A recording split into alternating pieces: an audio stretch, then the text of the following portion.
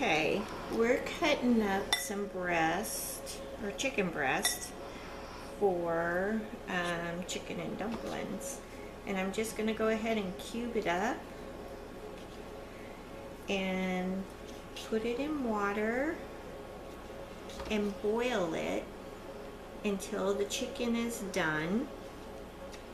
And then what we'll do is use the water from the chicken, the broth, to cook our dumplings in. And you'll go ahead and salt and pepper to taste after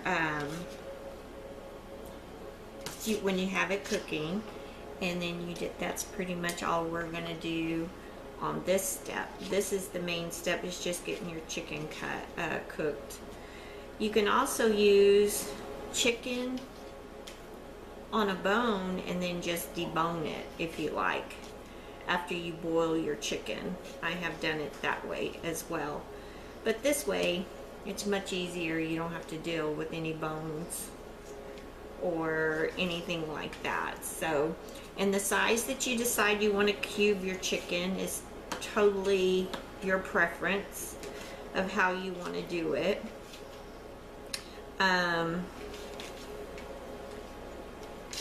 It just doesn't make any difference at all.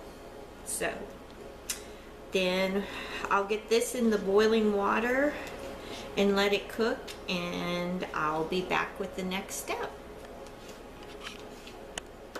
I'm going to wet the table because we're getting ready to make our dumplings.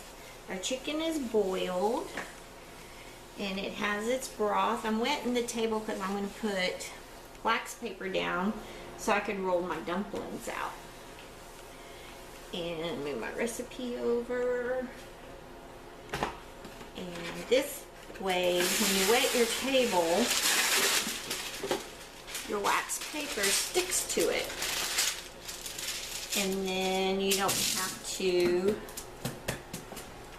worry about it running away as you're rolling. The only part is right here a little bit. You might get a little bit of flour between it, but that's okay. This just makes it so much easier for cleanup, and then you can just roll this up and throw it away. Okay, for the dumplings, I'm making a double batch. For the flour, for a regular one, it calls for 1.5 cups, so I doubled it in my bowl. And then I'm going to put in the shortening. It was 3 tablespoons, so I'm doing 6. And I'll put that in here. And you start cutting it in. I use a fork. It's easier for me. And let me just cut that in. It takes a little while, but it's worth it. And then on the salt, it's 3/4 teaspoon of salt. Put our salt in there. And then baking powder is 2 teaspoons. We got that. Mix all this in and cut it into the shortening. Really good. And then we're going to add the milk.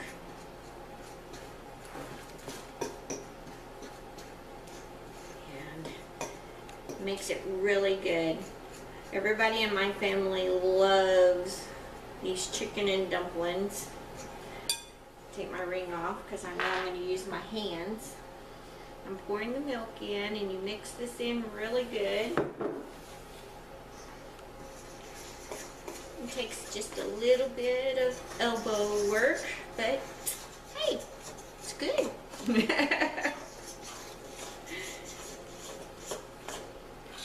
And I roll my dumplings out. Some people, you can take it and you can either spoon it into your boiling water, and we'll take you over in a little bit and show you what the chicken looks like after it's cooked and all. So that looks pretty good. Take a little bit of flour sprinkle it on my paper. This way it's easier to roll out.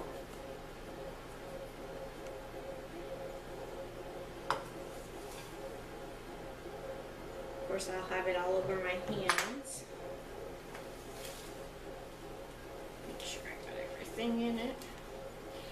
This bowl is really big, so it makes it nice to mix big stuff in.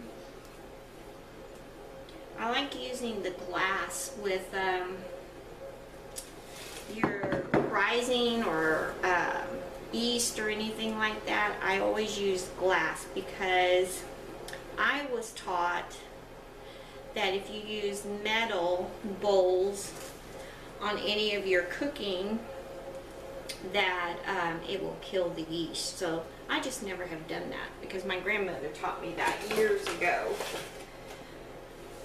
And so I'm sprinkling flour on it so to make it easier. So when I roll, put a little flour on my rolling pin, and it's time to roll. I like my dumplings thin, where they don't fluff up real big like clouds. My family just didn't like it that way, so I started rolling it out to make it where they would eat it more. And when I made dumplings all the time, my youngest daughter, Kristen, loved to cut the dough into little squares. And that was her job. She was ready to, she would be here with her little knife and ready to go and cut for me. So, and don't worry if it's thicker in some areas. It's not going to make much difference. It's just your preference. And I'm sticking there. A little bit more flour.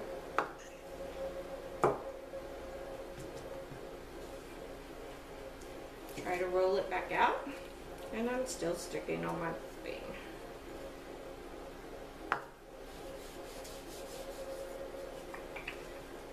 It all works.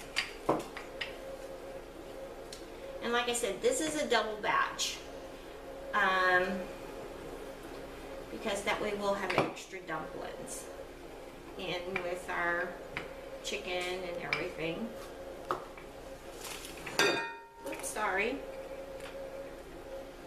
And still kind of thick right through here.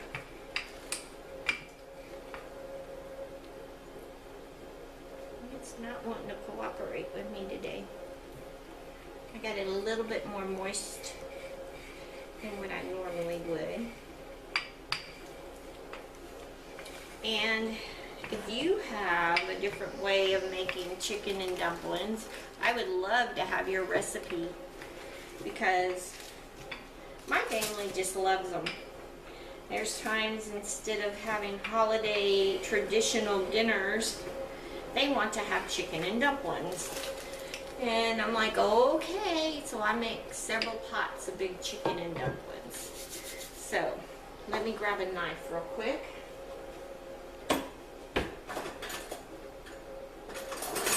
Oops.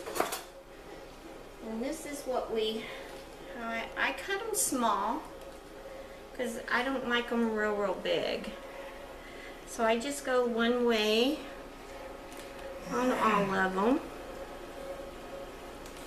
And then I'll go back crossways, just like making a weave in them. And we'll have several dumplings.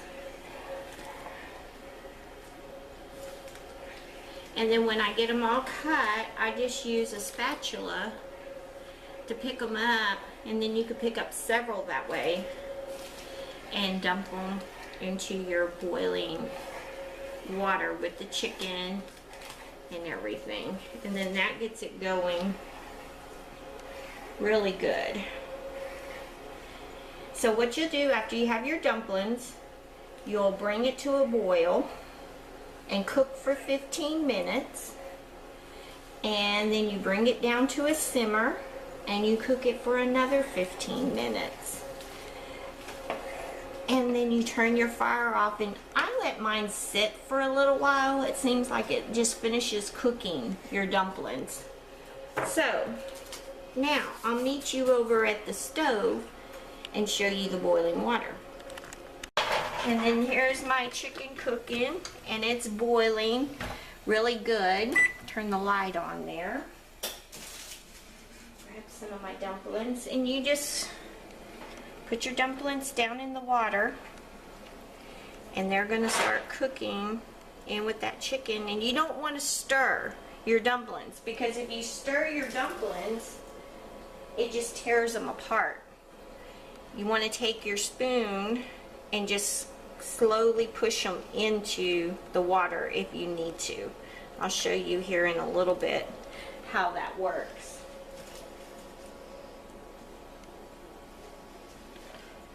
So I know this is a little slow on getting them all in there. My paper's wanting to stick to my spatula. Ta-da. And you go and you just bring them up. Kind of smushes them a little bit, but that's okay. They're getting really fluffy. He does that.